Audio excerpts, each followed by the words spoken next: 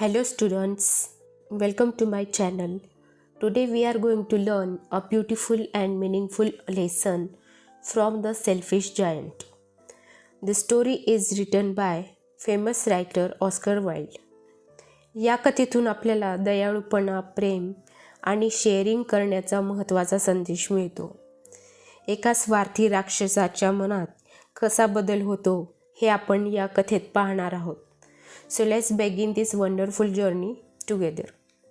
Every afternoon, as they were coming from school, the children used to go and play in the giant's garden. तर दररोज दुपारी शाळेतून येताना काही मुले एका राक्षसाच्या बगीचात खेळायला जायची. It was a large, lovely garden with soft green grass. मखमली हिरवगार असं गवत असलेले ती खूप मोठी आणि सुंदर बाग होती. Here and there over the grass stood beautiful flowers like stars, and there were 12 peach trees that in the springtime broke out into delicate blossom of pink and pearl, and in the autumn bore rich fruit. तर गवतात इकडं तिकडं ताऱ्यांसारखी सुंदर फुले फुललेली होती आणि पीचची 12 झाडे त्या गार्डनमध्ये होती, जी वसंत ऋतूमध्ये नाजूक आणि गुलाबी आणि मोत्यांसारख्या मोहराने भरून जायची आणि वसंत ऋतूमध्ये फळांनी भरून जायची. The birds sat on the trees and sang so sweetly that the children use to stop their games in order to listen to them. How happy we are, they cried to each other. तर झाडांवर बसून जेव्हा पक्षी गोड गाणी गात तेव्हा मुले आपला आपलं खेळणं थांबवून ती गाणी ऐकत राहायची आणि आपण किती मजेत आहोत असं ती एकमेकांना आनंदाने सांगायची. One day the giant came back. एके दिवशी तो राक्षस परत आला. He had been to visit his friend the Cornish ogre and had stayed with him for 7 years. तो आपल्या कॉर्निश ओगर नावाच्या मित्राला भेटायला गेला होता आणि त्याच्याकडेच तो 7 वर्षे राहिला होता. After the 7 years he determined to return to his own castle. तर 7 वर्षानंतर त्याने स्वतःच्या किल्ल्यात परत जायचं ठरवलं होतं. When he arrived he saw the children playing in the garden. ज्यावेळी तो परत आला तेव्हा त्यांनी मुलांना बागेत खेळताना पाहिले. What are you doing here, he cried in a very gruff voice and the children ran away. तुम्ही इथे काय करताय, तो एवढ्या जोरात एवढ्या कर्कश आवाजात किंचाळला की मुलं तिथून पळून गेली. My own garden is my own garden said the giant. तो राक्षस म्हणाला, ही बाग माझी आहे, फक्त माझी स्वतःची. Anyone can understand that and I will allowed nobody to play in it but myself. ही बाग फक्त माझी आहे असं राक्षस म्हणाला आणि माझ्या व्यतिरिक्त कुणालाही इथे यायची किंवा खेळायची परवानगी नाही आहे, हे सगळ्यांनी लक्षात घ्या, हे सर्वांना समजलं पाहिजे. So he built a high wall all around it and put up a notice board. त्याने त्या बागेच्या सभोवती एक उंच भिंत बांधली आणि तिथे एक सूचना फलक लावला. त्याने नोटीस बोर्ड लावला, ट्रेसपासर्स विल बी प्रॉसिक्युटेड. बागेत येणाऱ्या अनोळखी व्यक्तींवर कायदेशीर कारवाई केली जाईल असं त्या राक्षसाने त्या बोर्डवर लिहिलं होतं. He was a very selfish giant. तो एक अतिशय स्वार्थी राक्षस होता. The poor children had now nowhere to play. आता मुलांना खेळायला कोणतीच जागा उरली नाही. They tried to play on the road but the road was very dusty and full of hard stones. त्यांनी रस्त्यावर खेळण्याचा प्रयत्न केला पण रस्त्यावर फारच धूळ होती आणि खडबडीत दगड पसरलेले होते. And they did not like it. त्यामुळे त्यांना ते काही आवडत नव्हतं. They use to wander round the high walls when their lessons were over and talk about the beautiful garden inside. How happy we were there, they said to each other. तर त्यांचा अभ्यास झाल्यानंतर ते त्या उंच भिंतीच्या आजूबाजूने भटकत असत आणि आतल्या सुंदर बागेविषयी बोलत असत की आपण तिकडे किती मजा करत असू, ते असे एकमेकांना सांगत असत. When the spring came and all over the country there were little blossoms and little birds. त्यानंतर वसंत ऋतू आला. स्प्रिंग म्हणजे वसंत ऋतू. तर वसंत ऋतू आला आणि संपूर्ण प्रदेश त्या छोट्या छोट्या फुलांनी आणि पक्ष्यांनी भरून गेला. Only in the garden of the selfish giant it was still winter. फक्त त्या स्वार्थी राक्षसाच्या बागेत अजूनही हिवाळाच होता. The birds did not care to sing it as there were no children and the trees forgot to blossom. तर तिथे मुलं खेळायला येत नव्हते, त्यामुळे पक्षीही गाणी गाण्यासाठी तिकडे फिरकायचे नाहीत आणि झाडेही बहरायचे विसरून गेले. Once a beautiful flower put its head out from the grass, but when it saw the notice board, it was so sorry for the children that it slipped back into the ground again and went off to sleep. तर एकदा एका फुलाने गवतातून बाहेर मान काढून डोकावून पाहिले, पण तो सूचना फलक, तो नोटीस बोर्ड पाहून त्याला त्या मुलांसाठी खूप वाईट वाटले आणि ते परत मातीत शिरले आणि झोपून गेले. The only people who were pleased were the snow and the frost. तर बर्फ आणि गोठलेले दव, फ्रॉस्ट म्हणजे गोठलेले दव, तर बर्फ आणि गोठलेले दव हेच फक्त दोघे खुश होते. Spring has forgotten this garden they cried. वसंत ऋतू या बागेला विसरून गेला आहे असे ते म्हणाले. So we will live here all the year round. त्यामुळे पूर्ण वर्षभर आपण इथे राहू शकतो असं ते एकमेकांना म्हणत होते. The snow covered up the grass with her great white cloak and the frost painted all the trees silver. बर्फाने आपल्या मोठ्या शुभ्र झग्याने गवताला आच्छादून टाकले आणि गोठलेल्या दवाने सर्व झाडांना सिल्वर कलरमध्ये रंगवून टाकले. Then they invited the north wind to stay with them and he came. नंतर त्यांनी उत्तरेकडील वाऱ्याला आपल्याबरोबर राहायला बोलवले आणि तोही आला. He was wrapped in furs and he roared all day about the garden and blew the chimney pots down.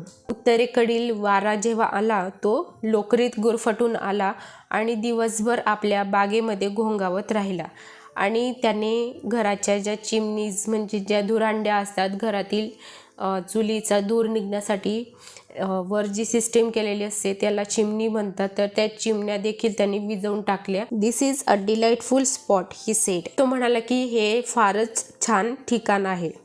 We must ask the hail to visit. So the hail came. तर तो म्हणाला की हे खूप छान ठिकाण आहे, तर त्यामुळे आपण गारांनाही इथे बोलवूया. म्हणजे आकाशातून जे बर्फाचे गोळे पडतात त्याला गारा म्हणतात, तर वारा म्हटला की आपण त्या गारांना सुद्धा इथे बोलवायला पाहिजे, म्हणून गारा देखील आल्या. Every day for 3 hours he rattled on the roof of the castle till he broke most of the slates and then he ran round and round the garden as fast as he could go. गारा देखील आल्या आणि त्यांनी दररोज 3 तास किल्ल्याच्या छपराची बरीचशी कौले तुटेपर्यंत त्या छपरावर वर्षाव केला आणि मग बागेमध्ये जोरजोरात गोल गोल घिरट्या घेत त्या पडत राहिल्या. He was dress in grey and his breath was like ice. तर त्या राखाडी रंगाच्या आणि बर्फासारख्या थंडगार होत्या. I cannot understand why the spring is so late in coming, said the selfish giant as he sat at the window and look out at his cold white garden. तर यंदा वसंत ऋतू यायला एवढा उशीर का होतोय हे मला समजत नाही आहे. तर खिडकीत बसून बाहेरच्या थंड आणि भकास त्याच्या बगीच्याकडे पाहत स्वार्थी राक्षस म्हणाला. I hope there will be a change in the वेदरमध्ये लवकरच चेंजेस येतील अशी मला आशा आहे, असं तो स्वतःशीच म्हणाला. But the spring never came nor the summer. वसंत ऋतू तर आलाच नाही, पण उन्हाळासुद्धा आला नाही. Autumn gave golden fruit to every garden but to the giant's garden she gave none. तर वसंत ऋतूने सर्व बागांना सोनेरी फळे दिली, पण राक्षसाच्या बागेला मात्र काहीच दिलं नाही. He is too selfish she said. तो फारच स्वार्थी आहे असं शरद ऋतू म्हणाला. तो it was always winter there. म्हणून तिथे कायम हिवाळ्याचेच राज्य आहे. The north wind and the hail and the snow dance about through the trees. राक्षस खूप स्वार्थी आहे असं शरद ऋतू म्हणाला, म्हणून तिथे कायम हिवाळ्याचे राज्य आहे आणि उत्तरी वारे, गारा आणि बर्फ झाडांमधून बागडत राहिले. One morning the giant was lying awake in bed when he heard some lovely music. एका सकाळी जागा होऊन बिछाण्यावर पडलेला असताना त्या राक्षसाला कुठले एकदम चांगलं संगीत ऐकू आलं. It sounded so sweet to his ears that he thought it must be the king's musicians passing by. तर ते कानाला इतकं छान वाटत होतं की त्याला वाटलं की नक्कीच राजाचे जे गवई आहेत, जे संगीतकार आहेत, ते तिथून जात असावेत.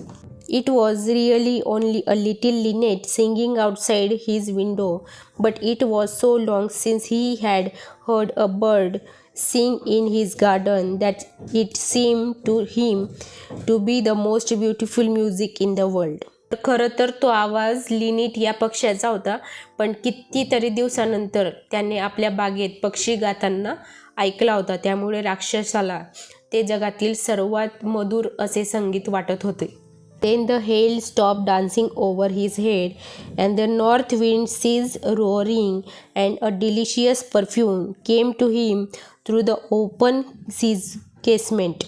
गारांनी आपला वर्षाव थांबवला आणि उत्तरी वाऱ्याने सुद्धा आपले घोंगावणे थांबवले आणि उघड्या खिडकीतून एक आल्हाददायक सुवास त्याच्यापर्यंत पोचला. I believe the spring has come at last, said the giant. And he jumped out of bed and looked out. वसंत ऋतू अखेर आलाय असं वाटतंय, असे म्हणत राक्षसाने बिछाण्यावरून आपल्या बेडवरून उडी मारली आणि बाहेर पाहिले. What did he see? त्याला काय दिसले? He saw a most wonderful sight. त्याला बाहेर अतिशय मनोहर दृश्य दिसले. Through a little hole in the wall the children had crept in, and they were sitting in the branches of the trees. तर भिंतीतील एका छोट्या भोकातून ती लहान मुले आत शिरलेली होती आणि झाडांच्या फांद्यांवर जाऊन बसलेली होती. In every tree that he could see there was a little child. त्याने बघितले की प्रत्येक झाडावर एक लहान छोटे मूल बसलेले होते. And the trees were so glad to have the children back again that they had covered themselves with blossoms. आणि मुलांना परत आलेले पाहून झाडे एवढी आनंदित झालेली होती की त्यांनी स्वतःला फुलांनी, मोहराने आच्छादून टाकलेले होते. The birds were flying about and twittering with delight, and flowers were looking up through the green grass and laughing. आणि आपले फांद्यांचे हात ती हलकेच मुलांच्या डोक्यावर झुलवत होती. पक्षी इकडून तिकडे उडत होते आणि मजेत किलबिल करत होते आणि फुले हिरव्या गवतातून डोकी वर काढून पाहत होती आणि हसत होती. It was a lovely scene. In one corner it was still winter. ते खूपच मोहक दृश्य होतं. फक्त एका कोपऱ्यामध्ये अजूनही हिवाळाच होता.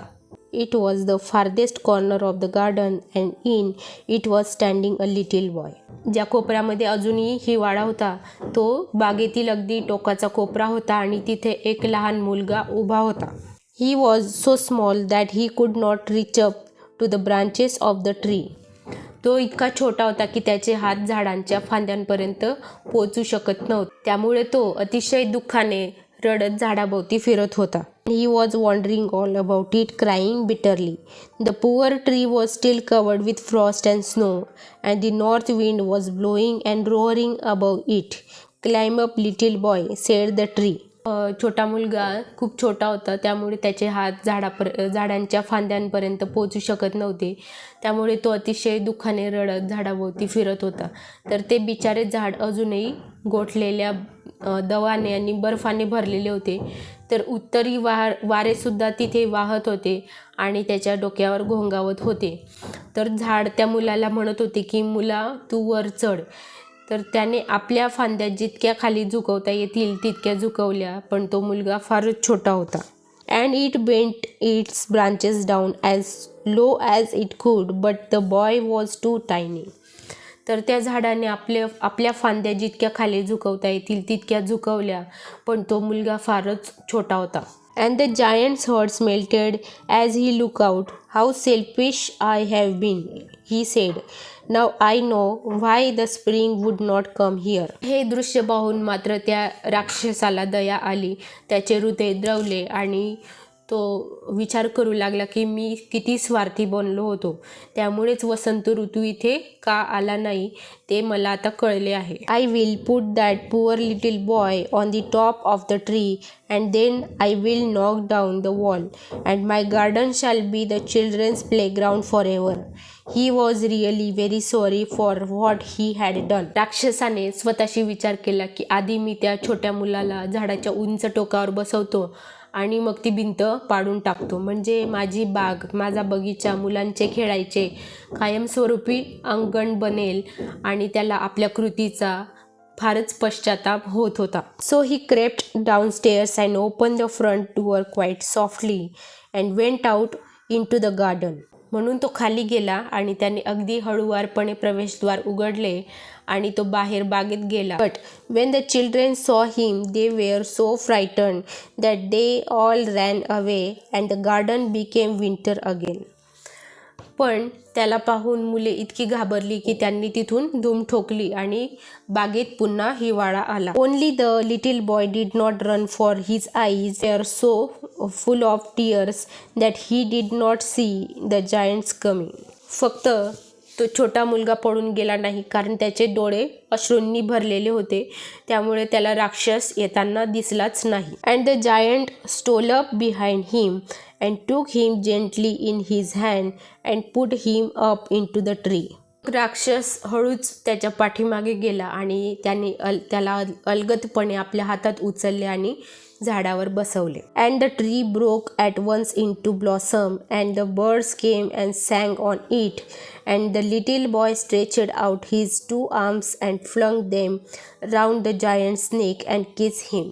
तर क्षणार्धात ते झाड पुन्हा फुलांनी बहरून आले.